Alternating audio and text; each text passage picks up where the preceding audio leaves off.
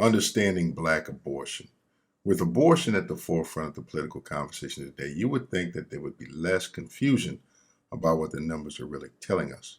Unfortunately, this isn't the case. Seems like the people with the loudest mouths have the least understanding, or at least they pretend not to know what these numbers are really saying. What are the numbers telling us about Black abortion? That's what we're going to talk about in this video.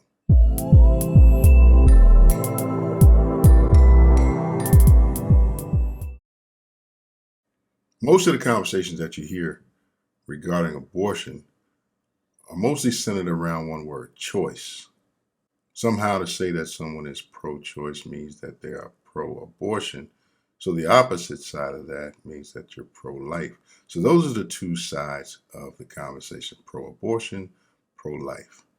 But when you really start to think about it, that's more or less a distraction because it frames the conversation around choice. Meanwhile, it completely overlooks the underlying issues that make the choice necessary in the first place. So as I mentioned before, a lot of people don't really understand the numbers that they hear. So that's what this video is about. Let's talk about the numbers. Why? Because if people don't understand what the numbers are really saying, there's no way to really understand the effect that these numbers are having on the Black community. So the available data is broken down into 4 categories: non-Hispanic Blacks, non-Hispanic whites, Hispanics, and all others. And ultimately, there are 3 key metrics. That is the abortion percentage, the abortion rate, and the abortion ratio. So without further ado, let's take a look at these numbers. First up, the abortion percentage. So basically, the abortion percentage takes the entire population into consideration. We can break that down and we can determine what percentage of abortions are attributed to a specific race or ethnicity. So essentially, this allows us to immediately see disparities in the numbers when we compare the percentage of abortions against the percentage of the overall population. Think about this. Blacks are only around 14% of the U.S. population. Even still, Blacks led the way in overall percentage of abortions. Blacks accounted for 38.4% of all abortions in the United States in 2019. So that alone should give one pause. Now, whites, who are by far the largest percentage of the population, held the second place position with 33.4% of abortions in the United States in 2019. Hispanics followed at 21%, and the other races category had the smallest percentage at 7.2%. So remember those numbers, and we're moving right along. Let's talk about the abortion rate. Now, the abortion rate is calculated by the number of abortions per 1,000 women. The number of abortions per 1,000 women. So for every 1,000 Black women, there were 23.8 abortions. Remember that, 23.8 abortions per 1,000 Black women. 23.8 Black abortions per 1,000 Black women. As a result of that, Black people lead in abortions in this metric as well. So Black people lead in abortion percentage, and Black people lead in abortion rate. Now, as for the other racial categories, something really interesting happens here. Whites suddenly move from second place to last place. You see, with whites, there are only 6.6 abortions per 1,000 women. Let me say that again. Let's rephrase that. With Blacks, there's 23.8 abortions per 1,000 women. With whites, there is 6.6 abortions per 1,000 women. Do the math on that. This is the abortion rate. What that lets you know is, according to that rate-wise, there are 3 times as many Black abortions as there are white abortions. So what we have here is the largest portion of the population that has the lowest abortion rate. Now, if that doesn't begin to open your eyes to what's happening, I'm sure that nothing will. You might as well just stop watching the video at this point. But if you're still curious, let's continue. Now, in second place was actually the smallest population group the non-Hispanic others group with an abortion rate of 13 abortions per 1,000 women. 13 abortions per 1,000 women. That's the all others group. Now they're followed by the Hispanic category that has 11.7 abortions per 1,000 women. So both of these groups, the non-Hispanic others and the Hispanic group, have right around twice the abortion rate as non-Hispanic whites. So we covered the abortion percentage, we've covered the abortion rate. Now let's talk about the abortion ratio. Now, similar to the abortion rate, the ratio is calculated per 1,000 units.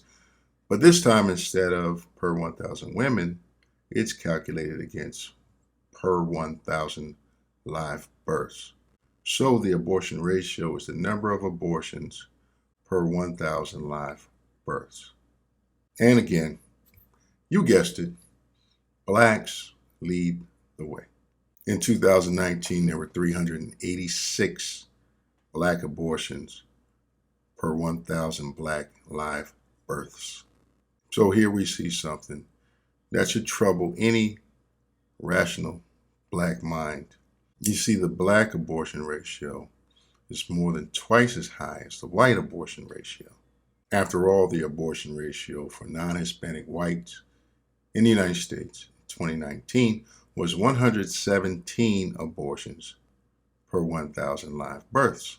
So blacks, who make up less than 1/3 of the population, have the highest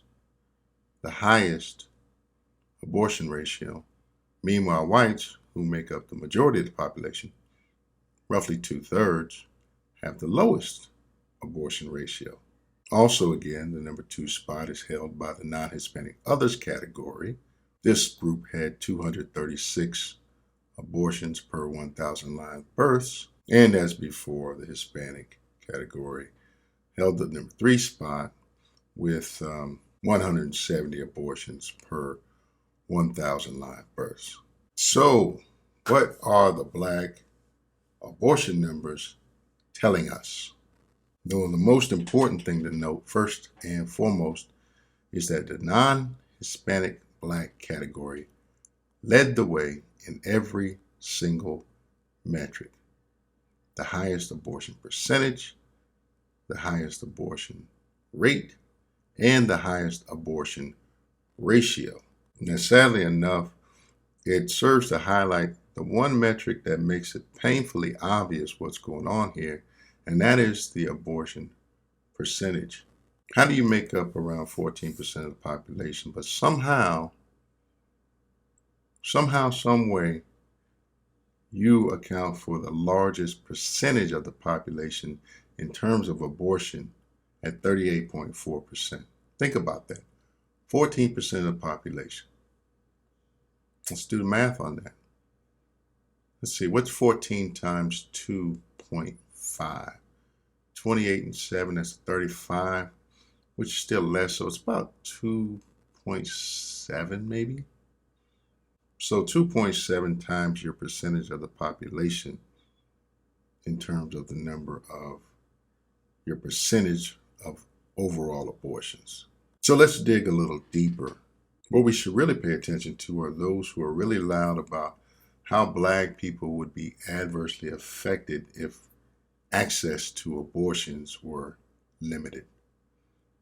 Now, let's move past whether or not you agree with abortions, you support abortions, you support free choice.